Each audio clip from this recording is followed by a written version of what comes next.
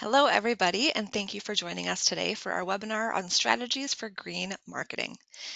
Today's webinar is being hosted by the International Association for Impact Assessment, or IAIA. IAIA is the leading global network on using impact assessment for making better and more informed decisions. My name is Keisha Blaser. I work with IAIA, and I will be facilitating today's webinar, though you'll mainly be hearing from our presenter who you'll meet in just a moment. Now, if you have any questions about IAIA, what we do, or if you'd like to become a member, my email address is there on the screen and you're welcome to reach out. As well as if you have any questions following up this webinar, feel free to reach out to me there. Next, if you have anything that you want to share from today's webinar with your contacts or colleagues, we do have our social media network and handle there, which is at IAIA Network, as well as a hashtag you could use, hashtag IAIA Webinar. Now, before we get started, I'd like to point you to our website, www.iaia.org, to show you a few of the resources that we have available for you there. So first, all of our webinars that we host live, just like this one, are available on demand for you to view and download. So you see just a couple on the screen there, one on psychosocial impact assessment, as well as one by this same presenter on sustainability and circular economy in Latin America.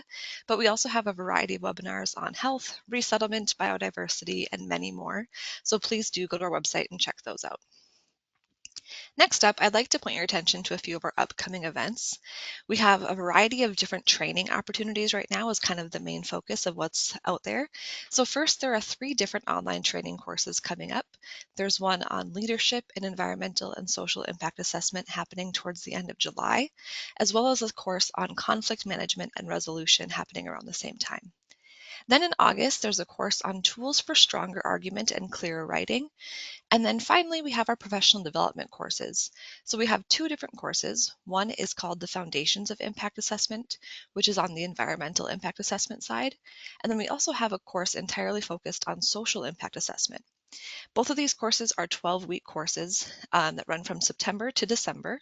They're self-paced courses, meaning you can do the work on your own time at your own pace. And you're also paired with a one-on-one expert mentor who's there to guide you and give you guidance and feedback during the course. Registration for both of those courses is open now. So if you are interested, you can check them out on our website. And you can also email me again if you have any questions. Finally, in addition to the training opportunities, we also have a variety of free downloadable publications, like our best practice principles, our IA fast tips, and more. So again, all of that is available at www.iaia.org. Now, a few pieces of housekeeping before we get started. Even if you've joined us before, you might notice that the interface looks a little bit different due to an update with our GoToWebinar software. So I do have a few tips and tricks there on the screen for you. First up, you'll see different icons that show you where you can find the chat. So if the presenter or I have anything to share, like there might be a Kahoot pin later on during the presentation, you might need to find that in the chat. Then most importantly, there's a questions tab. So at the end of this webinar, we will close it out with a Q&A with the presenter, but don't feel like you have to wait till the end to ask your questions. In fact, it's super helpful if as you think of the questions or during the presentation, if you want to put it in ahead of time, that would be great. So you can find that on the questions tab. Next up, if there are any materials or handouts for you, you can see those available under the materials tab. So for example, this whole presentation, if you'd like to follow along with it, it's available there. Otherwise, you can also download it to view or share later. And then finally, if you have any issues hearing or seeing someone today, you might want to check the settings and see if your audio or camera needs to be adjusted there. Next up, the recording for today's webinar will be sent to you via email within a day or 2 of this webinar, as well as available on our website to view at a later date. Now, I will hand it over to today's webinar facilitator, Johanna Poggi, who has an MBA in Environmental Engineer with experience directing environmental engineering programs and as a consultant. She has spent more than 20 years working on sustainability and environmental management issues and consulting for the public and private sector, as well as for non-governmental organizations. She has 17 years of experience working in the education sector as a professor, coordinator, and program director. She is currently a Director of Environmental Engineering at University of San Ignacio de Loyola in Peru. So with that, Joanna, over to you.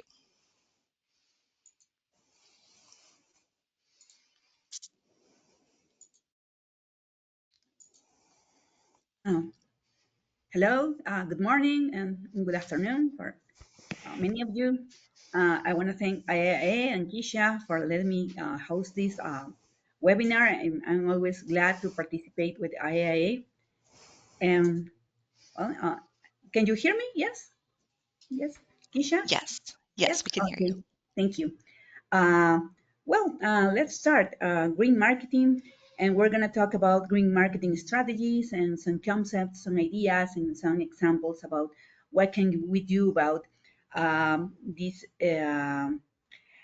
strategy innovation and the relation with sustainability, and how can we apply it to some industries in some parts of the world. Next, please. So, what is green marketing?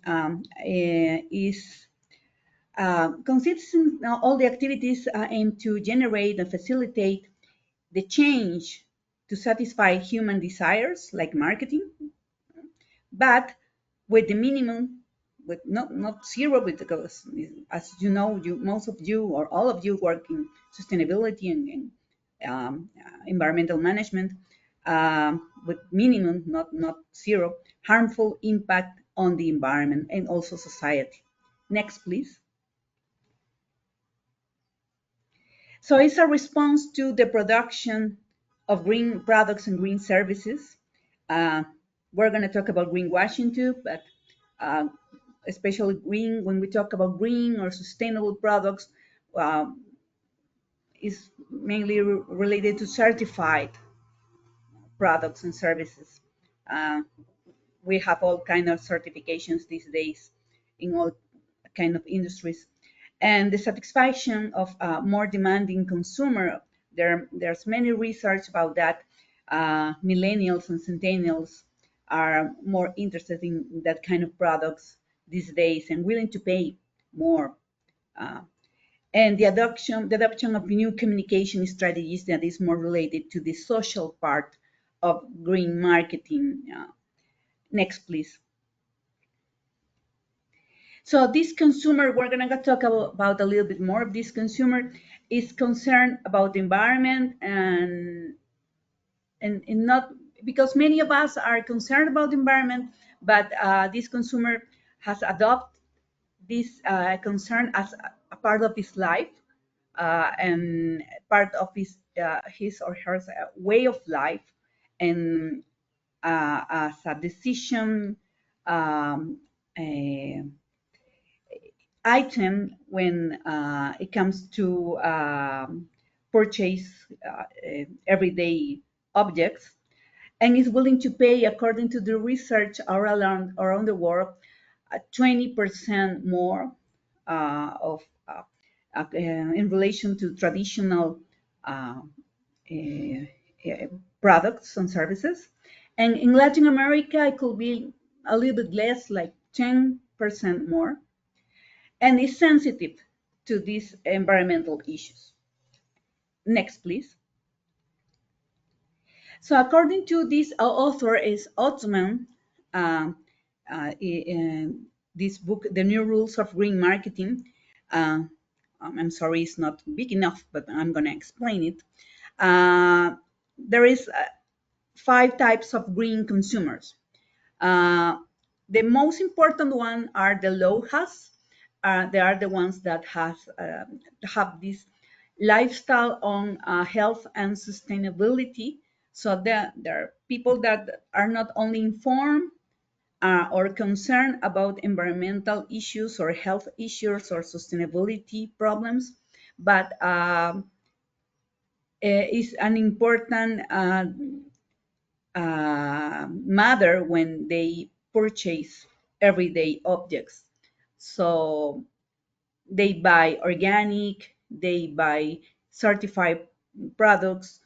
For example, they when they purchase an apartment building and they buy a house, they look for LEED, they look for EDGE certified buildings, or they buy Tesla, they can afford it.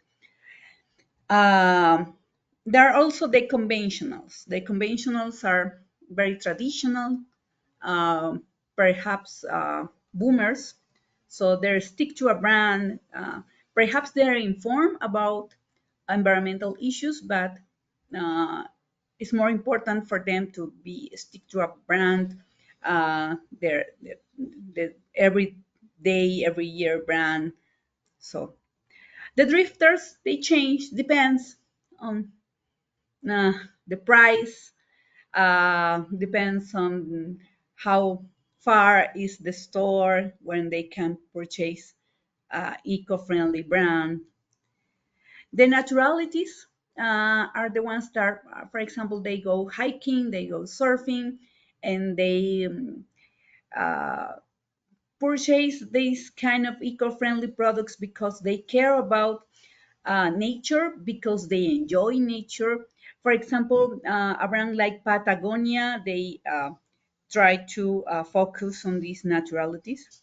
And finally, the unconcerned, the ones that actually don't care about environmental stuff. Next, please. Um, Ottoman also segment by interest, the outdoor enthusiasts, like the naturalities, the ones that try to conserve resources like water, energy, the health fanatics, like the bioorganics, not just not because of environmental concerns, but because health concerns, and the animal lovers. Next, please. And they have many motives. In general, because they want to take control, for example, to avoid diseases, to avoid, I don't know, like uh, sugar-related diseases, uh, eh, cholesterol diseases. To get information, they read labels. That's something that doesn't happen a lot, at least in my country. And I'm in the package. We usually don't read labels. To make a difference or to alleviate guilt, because we feel guilty when we don't buy eco-friendly products, or when we buy like a plastic bottle of water or soda, so we feel guilty. To maintain lifestyle, there's some research about that like people like uh, in this a connection between with the last one, people that buy eco-friendly products or services like feel cool, like feel smart, some kind of uh, gives you like certain position. It could be, I don't know, but there are some research about that, like the emotional uh, uh, aspect, or these eco buyers, not just the technical or but this emotional part when we buy stuff, because there's an emotional component that we feel smart because we're saving the planet. It could be. Next, please. And this is like my favorite, these 5 types of eco-consumers. Remember, these are consumers, not just in general.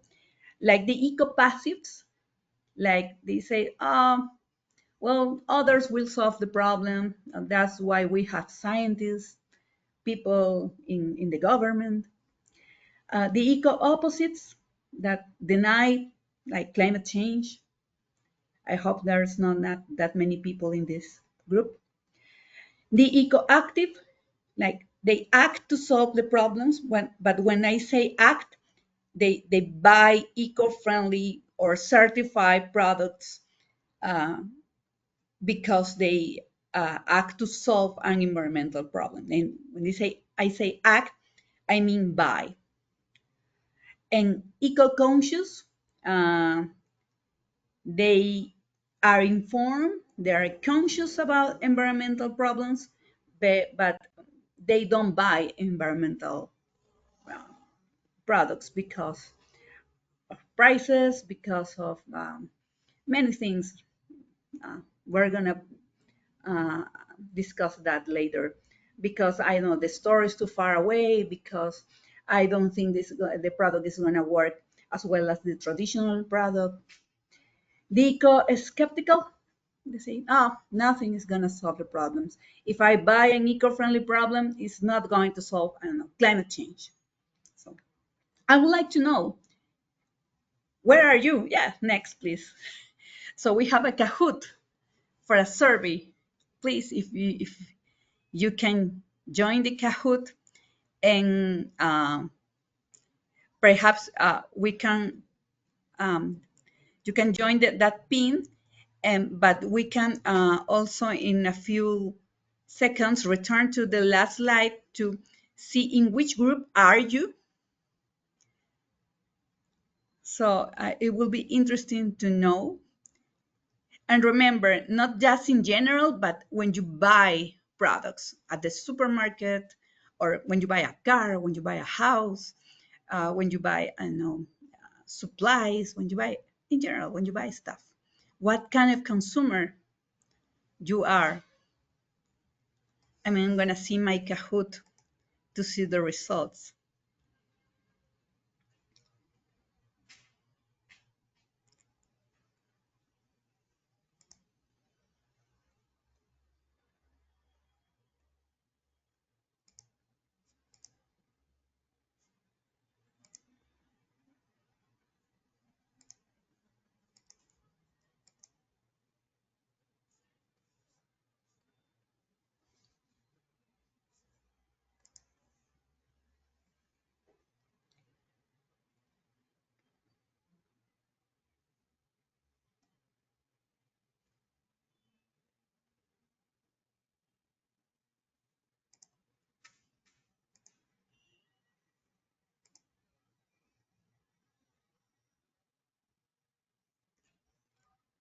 I'm seeing, oh, I'm seeing eco-actives, very good. I'm seeing eco-conscious.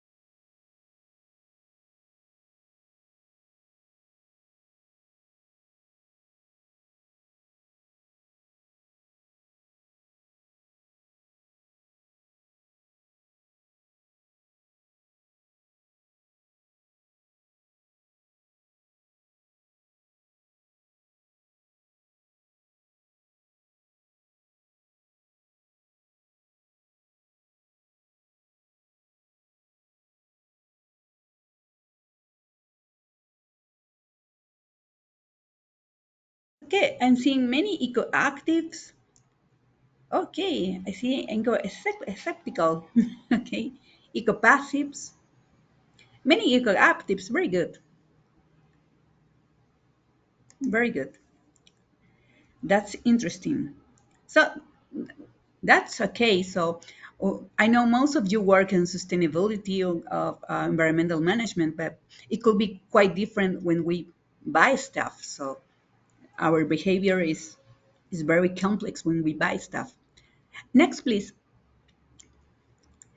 So we have many things that make us not to buy eco-friendly stuff, even though we know about sustainability issues like the price, availability, low involvement. So one more plastic bag is not going to make a difference. So the habits, so many things.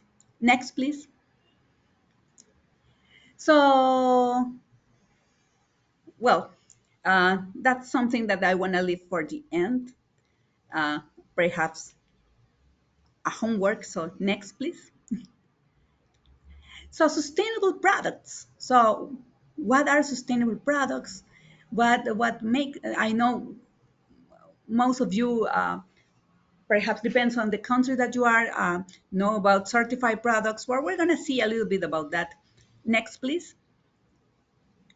So it involves perhaps a life cycle assessment, not just what we're gonna do with the product at the end of the life cycle when it becomes waste and it's a problem, but we think about the design of the product and all the life cycle, how we're gonna reduce impacts in the material processing and the extraction of resources and the manufacturing, assembly, the use, and the end of the life cycle, and all of the circularity that involves. At least in my country, I've seen we talk about circularity a lot, but it's all related to recycling, and recycling is only one part of circularity. So we have to work a lot on that. Next, please. So, for example, sustainable mining and harvesting practices, how we are going to extract the products from the land and the sustainable practices related to that. For example, there's a company here in my country, there's a jewelry store that only works with green gold. There's only a few golds in the world. I believe the one here in Peru and other in Africa. I don't remember exactly the place that has the uh,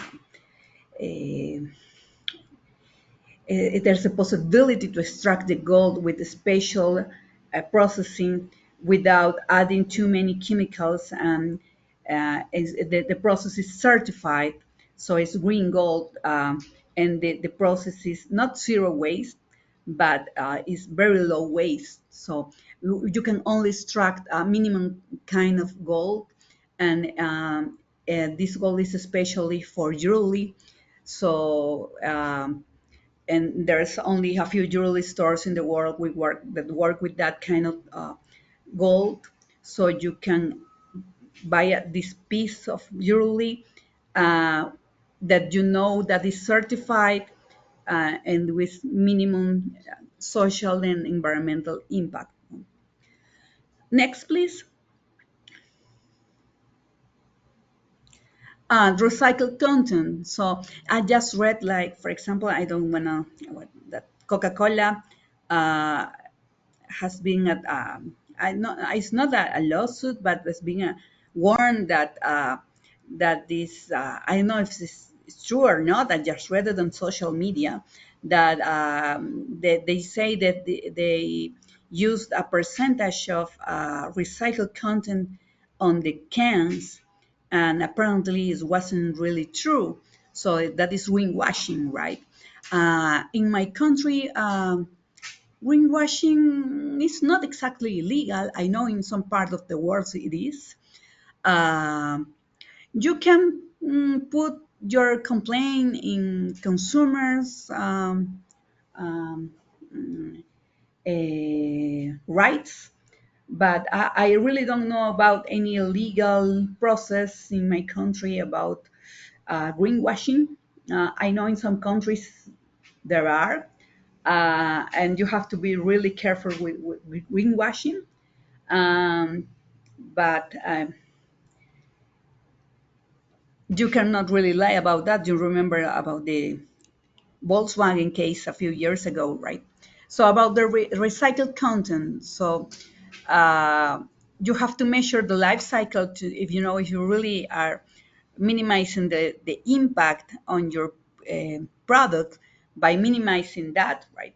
Because in recycling is also an industry, so you're gonna um, produce impacts as well on the whole process. Next, please. Reduce at the source. So to avoid packaging, for example, at all in some products like these drops of detergent. So it's also related to life cycle. So life cycle assessment is minimum in my country. Not many companies are measuring that, and it's quite interesting because um, we're talking about just intuition. Is less impact. This product has less impact than the other. How do you really know that, right? And next, organic crops. Um, For example, in my country or many countries in Latin America, these organic products that are certified are mainly for they go to Europe, they go to the US. They're not for local consumption because we are not really that informed or really appreciate that kind of products. They're more expensive, but they're really healthier, best for the environment, but really don't really appreciate. There's a lot of greenwashing too about organic products, about vegetables and fruits. We can find these kind of products in the supermarket and they say they're organic, but they don't have a certification. So we really don't know if they are truly organic. Next, please. Fair trade. Fair trade is also going abroad, not for the local consumption. So, and fair trade is also, as far as I know, also organic. Next, please. Reduce toxicity, like these kind of detergents. I'm not saying they're zero impact, but they're less impact. So, how can we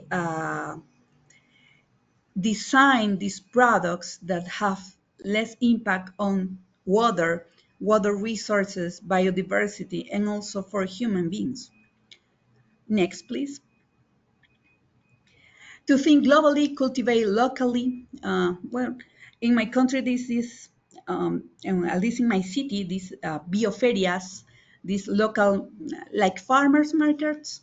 And but there's a lot of greenwashing too because they say they are organic, but they don't have a way to prove it because certifications are too expensive for these um, small farmers to achieve. So they, I'm not saying they are not organic. They could be, but the certifications are too expensive. So next, please. In Spanish, this is producción más limpia, a cleaner production.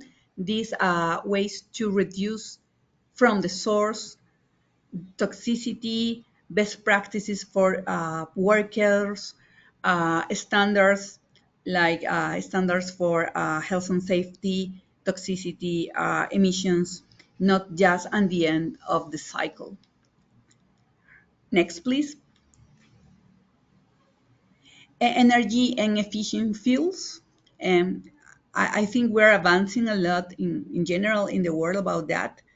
And we have to get lower prices to be more to, um, to get more people to afford that kind of technology. Next, please. Efficient use of water. Yes, like in Latin America, I have the experience in my country, 40% of the people don't have proper access to clean water, for example. No? And we have so many projects related to the Sustainable Development Goals, and that is one of many, an important one. And I remember during the pandemic, one of the tips was wash your hands all the time. And I was thinking, but many people cannot do that because they don't have clean water at home or at school or in many places they don't have proper bathrooms. So how are going to get that's why perhaps that's why the pandemic spread so fast in my country. So uh, that's something that we have to work, not just because environmental issues, but because equality, health issues, development issues. Next, please. Extend the lifespan. I don't know if you remember, a few years ago during a Black Friday, this brand Patagonia had this advertising. Don't buy this jacket. During Black Friday, that is the whole opposite. Buy, and buy stuff. So because they are trying to get people to extend the lifespan of the jackets and the pants and all the products from Patagonia, because they work with naturalists. They work with outdoor enthusiasts, according to Ottman, the author we just reviewed. And these kind of people love nature and they want to protect because they enjoy being outdoor. So this is their audience, this is their target. So if the marketing strategy is according to that, they're gonna sell more products. So, but the marketing strategy is to extend the lifespan of the product. If you see the advertising is a whole all jacket, a guy wearing an old jacket from Patagonia because it has 10 years old. So don't buy a new one if you don't need it. So, next, please. Reuse and recharge, like in the old days when you used to go to the local store and you buy your uh, um, glass of soda, well, or any old drink, and not so much plastic like we do now. Next, please. And recycling, as I said, recycling is just a phase of circularity, not the whole circularity strategy. Next, please. Composting. Do we have many packaging that is for composting these days? But it has to be integrated in the whole plan of waste management, not just for composting. Next, please. And the final, responsible disposition in general. Next, please. So we have another Kahoot just in case you're sleeping. So we have the pin and we have the link. Let's see.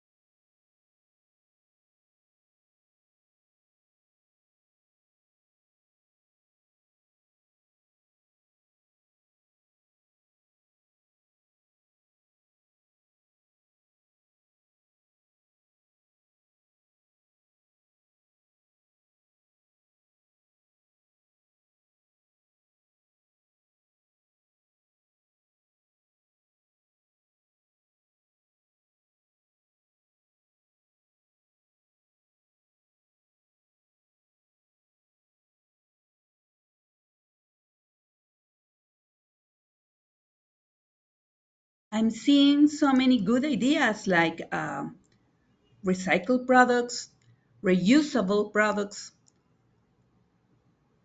what else? Woven baskets, like in the old days, right? Second hand, yes. Natural materials, very good, very good. Next, please. So, some strategies we're gonna discuss next, please.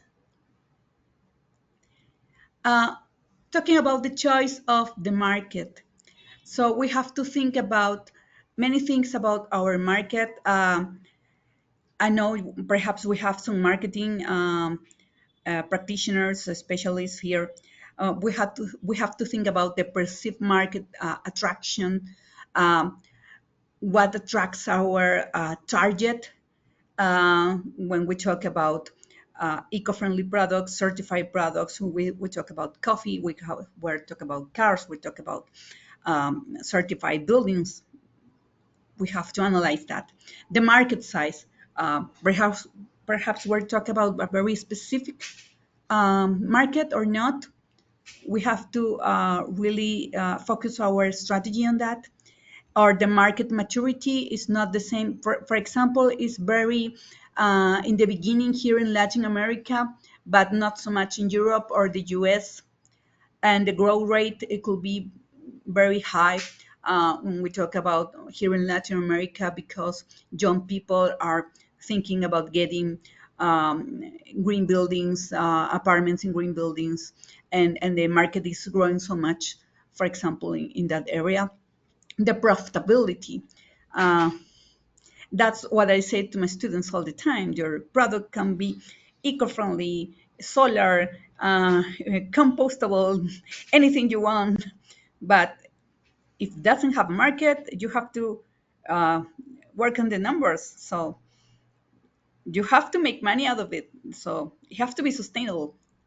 The competition. Your competition is not only another eco-friendly product. It could be a traditional product. So analyze that. The barriers to entry. So perhaps you gotta have the certification to enter that market. Depends. The technology and the life cycle of the product. I'm talking here the life cycle, talking about marketing, not talking about the environmental life cycle. And the experience that you have on that area. Next, please. The competitive advantages. Sustainability a few years ago was seen as a disadvantage, not anymore. I don't think so. Um, there's greater access for sustainable products. There's greater markets, and you can focus on different areas like organic, fairly trade, and efficiency, energy, recyclable, circularity, carbon neutral, etc. Next, please. Your target. Discriminate by cost. Depends. You're going to a younger market. You're going for boomers. Depends. Um, Business for the base of the pyramid. It could be like a business, an eco-friendly, but also it doesn't have to be expensive. Some people think that an eco-friendly product or certified product, it needs to be expensive. For example, here in my country, there are eco-friendly apartment buildings that are meant for young families where um, that doesn't have that much resources. They're going to buy their first home, so they are affordable housing, eco-friendly. These families are going to spend less on water and energy and maintenance, and they're going to have a great home. So it doesn't have to be expensive. And work on the controversies. So uh, do your research, do your homework. Next, please. And the position. Segment the market segmentation and differentiation of your project, of your product or service. You're gonna go for ecotourism. You're gonna certify your product. So have your strategy uh, very well organized. Next, please. Innovation for sustainability. So we need that, and we need that to make those eco-friendly, sustainable products and services for everyone, not just for uh, luxury products, very expensive products. So for everyone. Next, please. And we're gonna end with some ideas. Um, these products doesn't have to be an island. They could be a part of a system to generate a whole less impact system. Talking about solid waste, talking about energy, talking about circularity. Next, please. Or change the elements of a system to have a product. We have some examples here that you can review later to make a more efficient product with less impact on the environment. Next, please. To reduce the product materials and but also work on life cycle to know if you're really generating less impact. Next, please. Um, that is that all for that. I think we're running out of time. So I want to be sure that you have enough time for your questions. I know there's more information on the slides, so you can review some examples. And I would like to hear your questions. Perfect. I'm coming on here. Thank you so much, Joanna. Alrighty. So we have a few questions to get us started, but like I said, if you have any more that you think of right now, go ahead and put something into the questions tab and we will add your question on our list here. So to get started, Joanna, what are the implications of greenwashing in green marketing?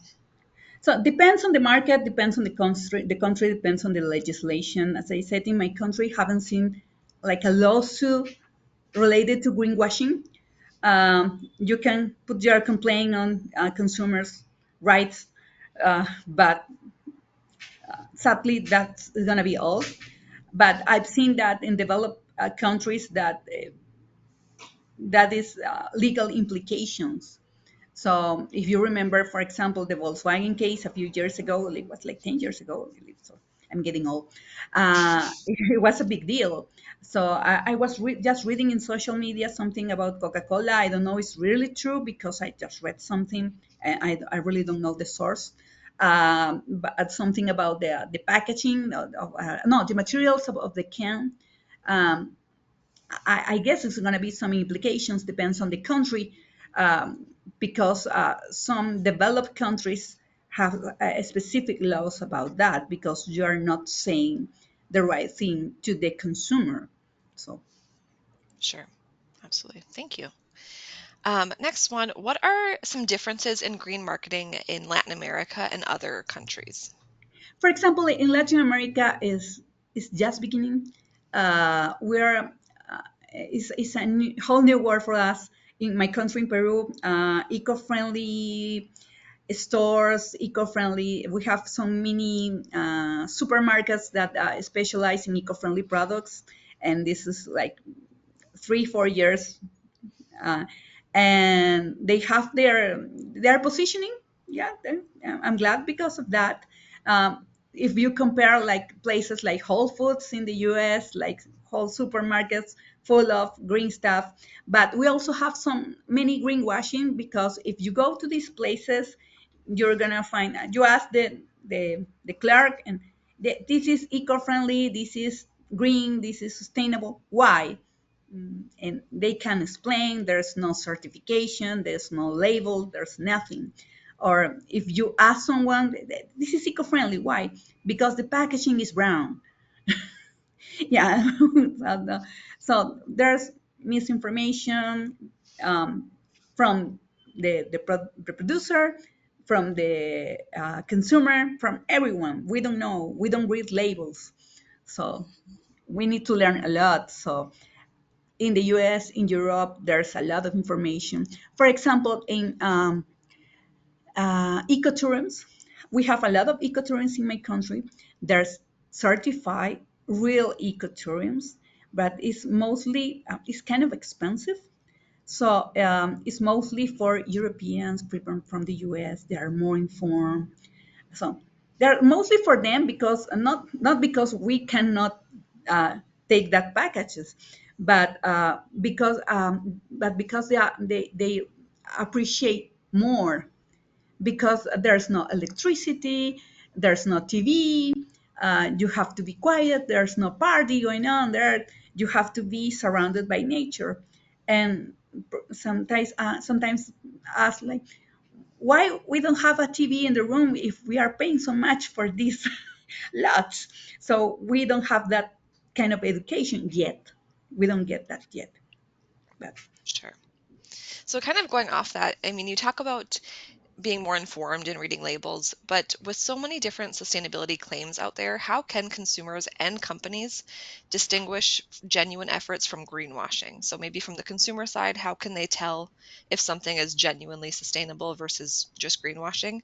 And how can companies ensure that people know that about their products too? well, fair certifications.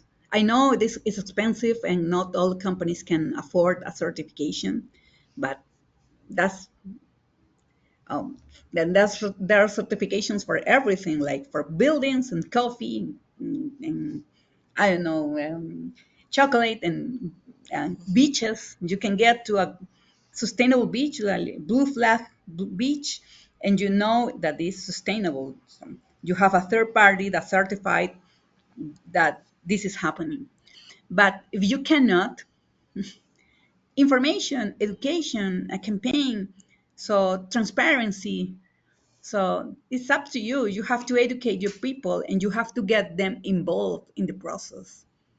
If you just put, I don't know, a flyer that it says, yes, I'm green, but if you don't get people involved in the process, they're not going to believe you.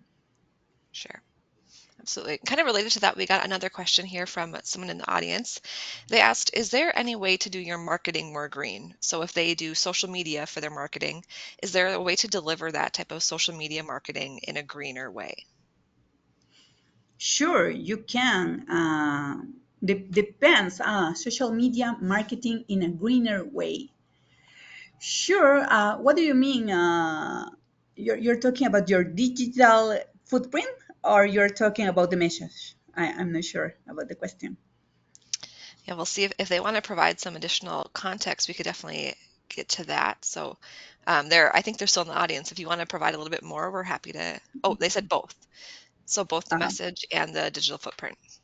Oh, okay. Well, the digital footprint, you cannot avoid it because it's not up to you. You cannot manage that.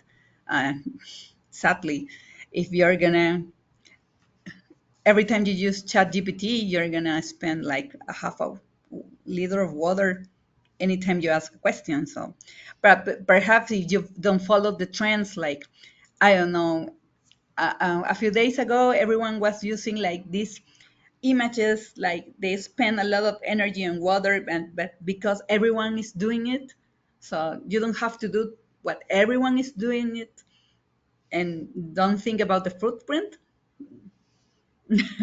Perhaps you can do the old way and do it with an illustrator. So I was talking about with someone in sustainability the other day, and she was telling me, but yeah, but everyone is doing it. Yeah, but perhaps you don't have to do it so much.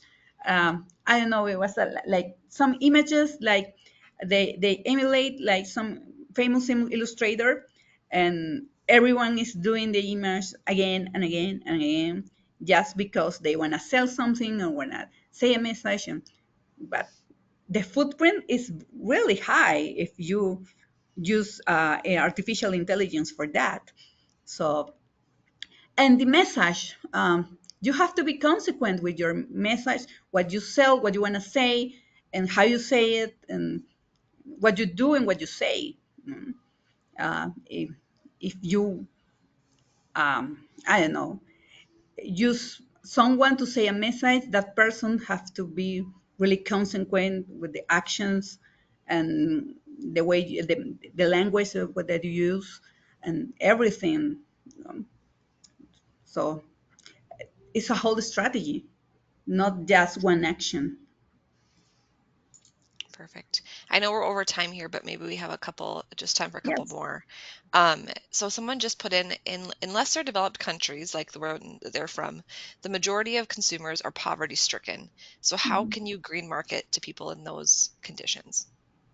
Okay, so okay, green products doesn't have to be expensive. Like I was saying, in my country, eco-friendly housing is certified, and it's a project from the government, and is for young families that doesn't have that many resources. So green building doesn't have to be for, I don't know, expensive corporate buildings. So um, I know the Ministry of Environment of my country is working on um, uh, organize, um, let's say, people that recycle. There in my country, there's people that informally recycle, and because they don't have a job, the formal job, but because in the place that they live, they don't have a way to manage waste, so they charge people like a little money to manage the waste, but they pollute themselves, and it's not very formal. So the ministry is trying to get them organized and formalized in micro companies, so they get proper uniforms and they protect themselves, and they can have their own companies, and they still charge that extra money from the families, and they have a cleaner environment. So they use social media to get people uh, informed and more conscious about why do you have to put you get your waste to these people that is more clean, and how to separate your waste. And you can do that. You can do that. And many people use social media, but people here in my country, everyone has an iPhone, not an iPhone, but a smartphone, and access to internet. Perhaps that is quite a fact, but many people don't have water, but they have a smartphone. So you can use that to get them informed about many things about health, development, water. So you can take advantage of that. Perfect. Maybe just one more, since you did mention the sustainable housing that you had talked about earlier again there. Someone did ask if you could provide any more information about what aspects are considered when labeling as eco-friendly for those, the housing for young families. Oh, What parts of the housing are labeled as eco-friendly and how does, just can oh you tell us well, more about that project? here in my country, well, the Peruvian certification is Mi Vivienda Sostenible. Um, but there's international certifications for housing, for green buildings. The most famous one is LEED, and the one for Latin America that is mostly used for apartment buildings is EDGE.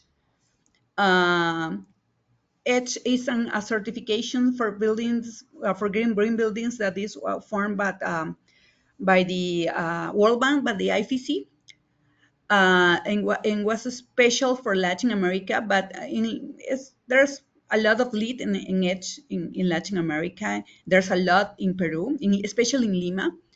But the Peruvian one is Mi Vivienda Sostenible. Perfect. Sounds good. Thank you so much. I think that's about all we have time for. I know we're over a little bit here, so we are going to wrap up. Thank you, Joanna, so much for your presentation and for answering those questions. It was a great presentation. Thank you, everybody that's joining us here live. Again, my email is Kiesha, Kiesha at IAIA.org. So if you have any questions following this webinar or would like to suggest some future topics, I'll also mention that as you leave here today, you are going to be left with a survey to complete. We do ask that you complete that survey. It gives us some great information, both with how we did today, but also some topics you might want us to cover in the future. And so if you'd like to hear more on these topics, or if something today made you think of something else that you'd like to hear about, please do fill out that survey and let us know. And I will do my best to either have Johanna come back and do another webinar or find another presenter who can cover that topic for you. So again, thank you all for joining us. We hope to see you next time, and we know that your time is valuable, and we just really thank you for spending it with us today. So thank you, and until next time, have a good day. Thank you.